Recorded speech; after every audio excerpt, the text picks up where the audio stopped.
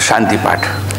ઓમ શન્નો મિત્રઃ શં વરુણઃ શન્નો ભવત્વર્યમા શન્ન ઇન્દ્રો બૃહસ્પતિઃ શન્નો વિષ્ણુરુક્રમઃ નમો બ્રહ્મણે નમસ્તે વાયો ત્વમેવ પ્રત્યક્ષં બ્રહ્માસિ ત્વમેવ પ્રત્યક્ષં બ્રહ્મ વદિષ્યામિ ઋतं વદિષ્યામિ સત્યં વદિષ્યામિ તન્મામવતુ તદ્વક્તારમવતુ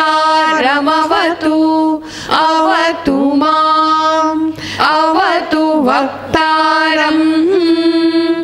ઓમ શાંતિ શાંતિ શાંતિ. હરિ ઓમ શ્રી ગુરુભ્યો નમઃ. હરિ ઓમ. શુભારંભ કરું તે પૂર્વે એક સીટ ખાલી છે વચ્ચે ગાડી. કેમેરા વચ્ચે આવે છે એટલે બેસો. પણ યાદ રાખવાનું, મોડા આવી અને કોઈ આગળ બેસવું નહીં. હું શિસ્તનો બહુ ચુસ્ત આગ્રહી છું. એક દિવસ નહીં કહું, બીજા દિવસ નહીં કહું, પણ તે દિવસે ઊભો કરી દઈશ. વચ્ચેથી મોડા આવી અને આગળ બેસવાની કુટેવ જેને હોય, હું સુધારી શકવા સક્ષમ છું એટલે કહી દઉં છું. ખુરશી ખાલી રાખવાની જ નહીં, કારણ કે નહીંતર લોકોનું મન થાય મોડા આવીને પછી આગળ આવીને બેસે એટલે 1 મિનિટ બગડે. મારી 1 મિનિટ અને જેટલા હાજર છે એટલા બધાની 1 મિનિટ, એટલે કેટલી બધી મિનિટ એ માણસે બગાડી. તમે ગમે એવા મોટા અધિક્ષક હો, મોડા આવવાનો આ પ્રવચનમાં કોઈને અધિકાર આપવામાં આવતો નથી. એવું ધ્યાન આયોજકો ન રાખી શકે એટલે મારે ટકોર કરવી પડી કે ખુરશી ખાલી રાખવી નહીં. સમજી ગયા? તો કદાચ આ સૂચના પછી કોઈ મોડું આવીને આગળ બેસવાનો પ્રયાસ કરે, એને રોકવાનો પ્રયાસ કરવો એ કામ શ્રોતાઓનું છે. શ્રોતાઓ નહીં કરે, નહીં રોકે તો હું પ્રવચન બંધ કરી દઈશ. સૂચના આપું છું. દરેકને આવવાની છૂટ. મોડા આવી અને આ સભાખંડમાં વિક્ષેપ કરવાનો અધિકાર કોઈને આપવામાં આવતો નથી.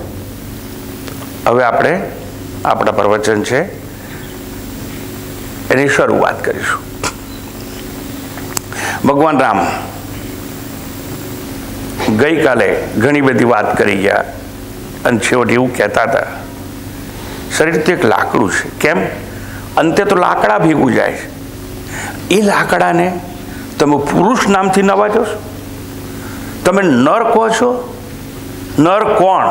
પુરુષ કોણ? જેનામાં પૌરુષત્વ હોય તે.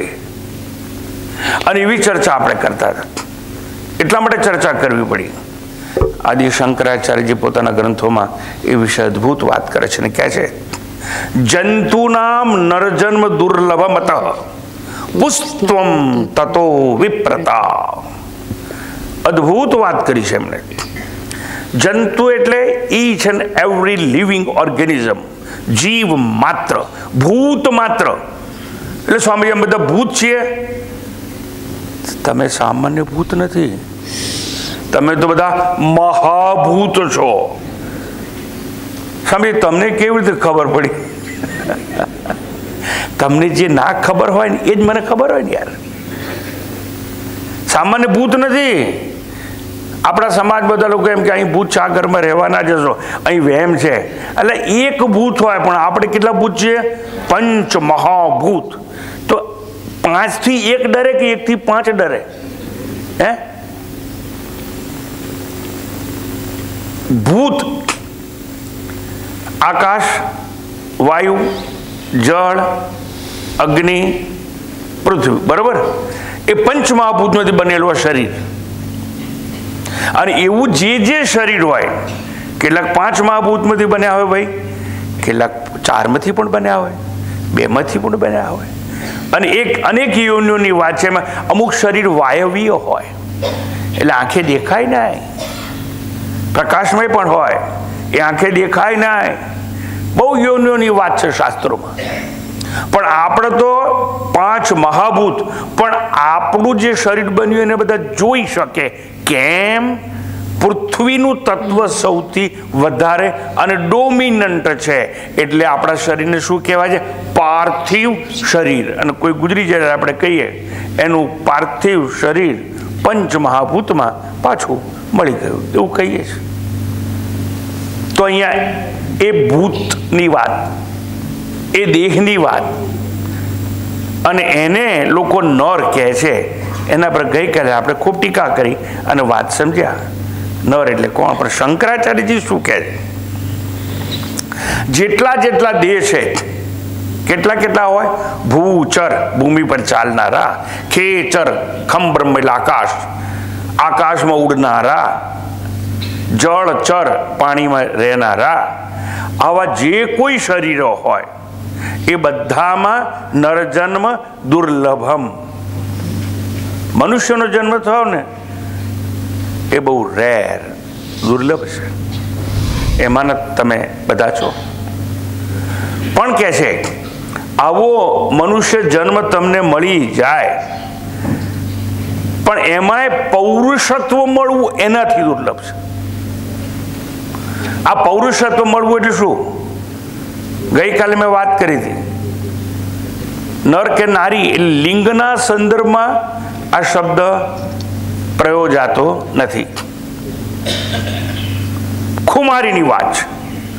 જીવન તો બધાય જીવે છે, ખુમારીથી જીવવું, પૌરુષત્વથી જીવવું. અને સ્ત્રીમાં પણ હોય.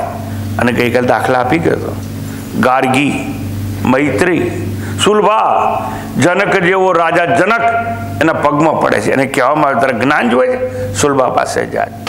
અને હું ગાર્ગીની વાત કરતો હતો. નગ્ન રહેતી હતી. કેમ? દેહાભિમાન નહોતું એને ખબર નથી કે હું શરીર છું. પછી એને શું વસ્ત્ર પહેરવાના? અને જૈન સાધુઓને જો, દિગંબર, તમને લાગે કે આવું આવું કેમ? he does or she doesn't know કે દેહ છે. એવી ગાર્ગી હતી. એટલે પૌરુષત્વ હતું એના. અને પૌરુષત્વ હોય તો તમે સ્ત્રી છો કે પુરુષ છો એનું કોઈ મહત્વ રહેતું નથી. પૌરુષત્વ હોવું જોઈએ. એટલે કયું? જંતુ નામ નરજન્મ દુર્લભમ અતઃ પુસ્ત્વમ તતો વિપ્રતા. પછી કહે છે કે ધારો કે તમારામાં પૌરુષત્વ છે તો શું થાય? પૌરુષત્વ તમારામાં હોય તો પછી એક બીજી વસ્તુ ખૂટતી હોય. શું ખૂટતી હોય? તો કહે છે વિપ્રતા. વિપ્રતા એટલે બ્રાહ્મણપણું. એટલે પાછો હવે ઘટસ્ફોટ કરી આલું.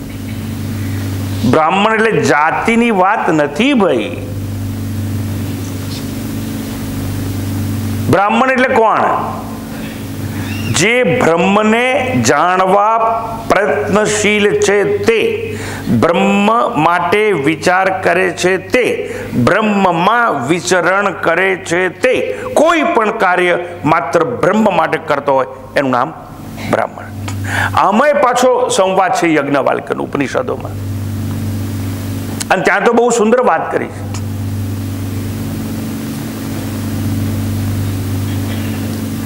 સંદર્ભ બદલી હું થોડીક વાત કરી આપું. આ બ્રાહ્મણ બ્રાહ્મણ બ્રાહ્મણ જો જાતિની વાત કરીશું તો ઊંચ નીચના ભેદ આવશે. યાદ રાખવાનું, શાસ્ત્રમાં ક્યાંય આ ઊંચો ને આ નીચો એવો નથી ભેદ. પણ જો કોઈને ઈષ્ટ કહેવો હોય 4 જાતિમાંથી તો કોને કહેવાય? પૌરુષત્વ જેનામાં હોય એ સૌથી ઊંચો છે. અને એની વાત ચાલે છે. આપણે લાકડા જેવું છે શરીર અને લોકો કહે છે આ પુરુષ છે. પણ મેં કહ્યું હતું ને, ગઈકાલે સાંજે સરસ વાત કરી હતી. બહુ સુંદર આયોજન થયું હતું ગઈકાલે. પ્રશ્નોત્તરીનો કાર્યક્રમ હતો અને હું સમજાવતો હતો કઈ સોસાયટીમાં આપણે જીવીએ છીએ. મેલ ડોમિનેટિંગ સોસાયટી. કાયદા કોણે ઘડ્યા? પુરુષે શાસન કોણ કરતો હોય? પુરુષ. એટલે એણે શું કર્યું? પોતાની ફેવરમાં બધા કાયદા ઘડી કાઢ્યા. પણ એક વસ્તુ યાદ રાખવાની, આ મોટો બાણાવળી છે. અશોક જેવો ચક્રવર્તી રાજા થઈ ગયો, અરે ગમે એવા રાજાઓ થઈ ગયા, મોટા યોદ્ધાઓ થઈ ગયા હોય, પણ એક યોદ્ધાએ બીજા યોદ્ધાને જન્મ આલ્યો. એ આ સમાજ ભૂલી ગયો. એને જન્મ આપનાર જનેતા પુરુષ નથી. ઈશ્વરને એકવાર એવું થયું, આટલું મોટું મેં સર્જન કર્યું, અને સર્જન કોણ કરે? ઈશ્વર. પોતાની અધ્યક્ષતામાં માયા દ્વારા કરાવે છે. મયા અધ્યક્ષેણ પ્રકૃતિ સૂયતે સચરાચરમ. સૂર્ય બનાવ્યો, ચંદ્ર બનાવ્યો, તારા બનાવ્યો, એ ગગનનો ગોખ મોટો ઉભો કર્યો, જેમાં દરેક સાકાર અને આકાર હોય અને પરિભ્રમણ કરવા માટે અવકાશ આપવામાં આવ્યો, એટલે એનું નામ આકાશ બની ગયું. એવું ગગન ગોખ પેદા કર્યો, બધું કર્યું એને. જળચર, ખેચર, ભૂચર, વનસ્પતિ જગત પેદા કર્યું. પછી થાકી ગયો સર્જન કરી કરી. એને એમ થયું કે let me have recess, small recess.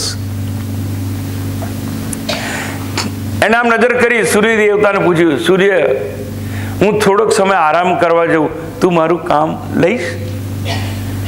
મારું સામર્થ્ય નહીં, મને તો એક જ વસ્તુ આવડે, પૂર્વમાં ઉગવું, હાથ ઘોડાનો રથ લઈને જવું, અને પશ્ચિમમાં આથમી જવું, ઉગવું અને આથમું. ભાઈ, આવું તમારી સૃષ્ટિ સર્જવાનું, અને એ કામ મારાથી નહીં થાય. ઈશ્વરે આમ નજર કરી, વાયુ દેવતા. વાયુ કહે, મને માફ કરજો. બધા લોકોને પૂછ્યું વન બાય વન. પછી ઈશ્વરની નજર એક સ્ત્રી ઉપર પડી. નિશ્ચિંત રહેજો, સર્જનનું કામ હું કરીશ. અને પરમાત્મા ઈશ્વરે કહ્યું, તથાસ્તુ. એટલે નવસર્જનનું કામ સ્ત્રી કરે છે. કોને સમજાવું છું? મેલ ડોમિનેટિંગ સોસાયટીની વાત કરું છું. અને એ સ્ત્રીએ સર્જનનું કામ સંભાળ્યું ત્યારથી કહેવા લાગ્યું, માતૃદેવો ભવ. પહેલી પિતૃદેવો ભવ. પિતૃદેવો ભવ ને માતૃદેવો નથી કહેવાતું. શું કહ્યું? માતૃદેવો ભવ. અને માતામાંથી પિતા આવે, પિતૃદેવો ભવ. સમજાય છે શું કહેવા માંગુ છું? તો પુરુષની કસોટી લેવી હોય ને, એક ધાવણું છોકરું હોય ને, એના બાપને અને ધાવણા છોકરાને એક રૂમમાં લોક કરો તો 20 મિનિટમાં જ પેલાને પરસેવો રેપ જેપ થઈ જશે. છોકરું રોવા ચડે, ખોલો ખોલો, કેમ? પેલું રોવા ચડ્યું તો ચૂપ રાખને, નથી રહેતું, એટલે તારા બાપથી ના રહે. અને પેલી આઈને આમ તેડી અને છાતી સર્વોચ્ચ આપે, છોકરું ચૂપ. એટલે એક છોકરાને તમે ચૂપ રાખી નથી શકતા, ને પછી કહો છો હું બાણાવળી છું, પરાક્રમી છું, યોદ્ધો છું, શેર બજારનો રાજા. હે, શેર બજારનો રાજા. હવે તો નવી કોમ્પ્યુટર સિસ્ટમ આવી ગઈ. બાકી એક જમાનો હતો કે આમ હાથમાં ચકરે લીધા ગયા, આમ શેરનો ભાવ તો ક્યાં લંડનમાં કે જે પેલી મોટી ઓફિસો ત્યાં તૂટ્યો હોય, અને છાતીને પાટી અહીં બેસી ગયા હોય. એટલે ભાવ તો ત્યાં નક્કી થાય છે. અને એને આપણે શું કહીએ કે પુરુષ છે નર છે? ભાવ ત્યાં ગગડે ને છાતીને પાટી અહીં બેસી જાય. બહુ સુંદર વાત કરી શંકરાચાર્યજીએ કે પુરુષ એટલે કોણ? પૌરુષત્વ જેનામાં હોય તે. અને પૌરુષત્વ મળે પછી શું હોવું જોઈએ આપણે સમજી ગયા. આવી રીતે કે છે વિચાર કરતા કરતા એક વસ્તુ સ્પષ્ટ થવી જોઈએ આપણને જંતુનામ નરજન્મ દુર્લભમ અતઃ પુસ્તવમ તતો વિપ્રતા. પછી પૌરુષત્વ આવે અને છતાં બ્રહ્મ જાણવાની જિજ્ઞાસા પેદા ન થાય તો નકામો. હા, એટલે આ જે બ્રહ્મ જાણવાની જિજ્ઞાસા ઉત્પન્ન થાય એને કહેવાય વિપ્રતા, એટલે બ્રાહ્મણપણું જેને કહેવામાં આવે છે તે. ધારો કે બ્રાહ્મણપણું આપણામાં આવી ગયું, તસ્માત વૈદિક ધર્મ માર્ગ પરતા. પછી શું થાય તો કહે છે વૈદિક ધર્મો જે આ બધા છે ને એ ધર્મના માર્ગે પ્રયાસ કરવાનો પ્રયત્ન કરીએ એવી ભાવના અંદર જાગવી જોઈએ. અને વૈદિક ધર્મે ચાલવાનું પણ ધારો કે તમને આવડી જાય તો શું કરવાનું? વિદ્વત્વમ અસ્માત પરમ. પછી વિદ્વત્તા આપણામાં આવવી જોઈએ. આ વિદ્વત્તા આવી દુર્લભ છે, પણ ધારો કે વિદ્વત્તા પણ આવી ગઈ તો શું દુર્લભ છે? આત્મ અનાત્મ વિવેચનમ સ્વનુભવો. આત્મા અને અનાત્મા શું છે એ જાણવાનો વિવેક આપણામાં જાગવો જોઈએ. આવો ધારો કે વિવેક આપણામાં આવી ગયો તો શું થવું જોઈએ? સ્વાનુભવ થવો જોઈએ. કોનો? પેલો પરબ્રહ્મ છે